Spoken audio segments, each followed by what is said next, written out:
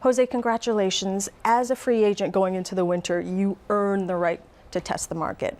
As you look back at what happened, what did you think of the whole experience? Was it something that you thought it would be emotionally? Did you find it a stressful time for you and your family? Well, I think it was definitely different than what I expected, but not in a bad way. It's stressful to a certain degree. I think anything in life where there's some sort of uncertainty, especially when it's something as important as where you're going to live, where you're going to work, and where you're going to play the sport you love, it's going to be a little bit stressful. But ultimately, I ended up getting my wish, coming back here, and hopefully we can make it a great 3 years or whatever the future might hold. I know you're active on social media. You have to have seen Blue Jays fans literally pleading and begging the organization and Rogers Communications to bring you back. As a veteran that's been around for so long, what does that fan adoration and support mean to you at this point of your career? It's huge. It's hard to explain and kind of describe with words, but it's a great feeling. Knowing that you've enjoyed success, that you've been a part of an organization for a number of years, gone through ups and downs, and the fans have been there all along, and to know that they respect and support you as much as I feel like they do with me, it's a great feeling, and it's hard to figure out a way to kind of make them feel the same, but I'm going to try in any way that I can. You may have heard Ken Rosenthal call this reunion a marriage of convenience. You needed the Jays certainly needed you. As you look back, how would you characterize your journey to get to this point? You know, I think no matter what route you take and how you get there. Spoken like a good outfielder. Really, it doesn't really matter. As long as you know, you're happy, your family's happy, you're in the position where you want to be, and the organization wants you, and I felt that all along. It's a win-win. Maybe the realization that it might happen might not have been there early on, but the desire was always there, and that's the important part. You know, Mark Trumbo cranked 47 home runs and just re-signed with the team. Did the free agent market surprise you at all, and how it all unfolded? It did a little bit, but you know, it happens from time to time. The markets not always develop the same way every single year. Sometimes they're stronger for different types of players, and sometimes they're stronger earlier than later in the off season. Only time will tell when people start analyzing once some time passes by, and people will be able to make of this off season and how slow the market has been, you know, and kind of figure that out, why it happened that way.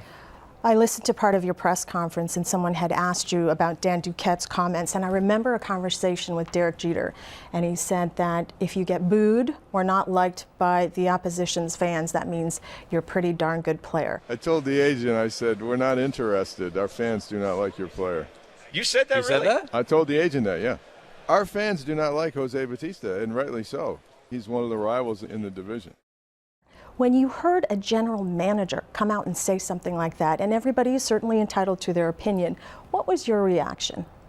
I thought it was a little odd, but, you know, and it was a little bit hard to avoid because it was kind of picked up everywhere. So, you know, I think I'll let that be what it is. I can't be too concerned about, you know, one person's opinion. I think baseball involves a whole group of people much larger than that.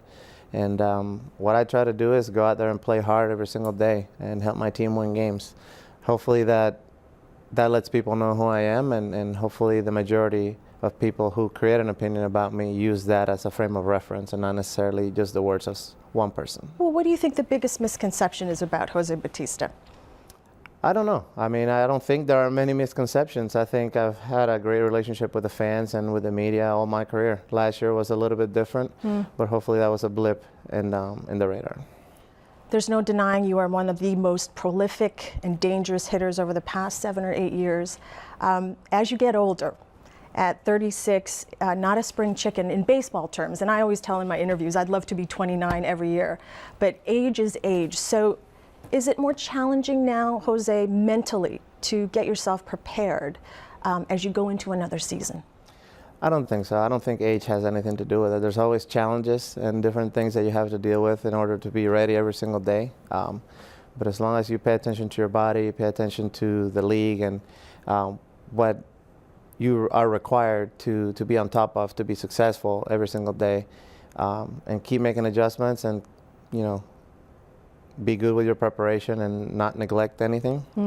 I think as an individual, every player can adjust pretty well, even in the later years of their careers. Ross told us that he'd like to see you play the majority of your time in right field, but like last year, you're going to play some first and maybe DH.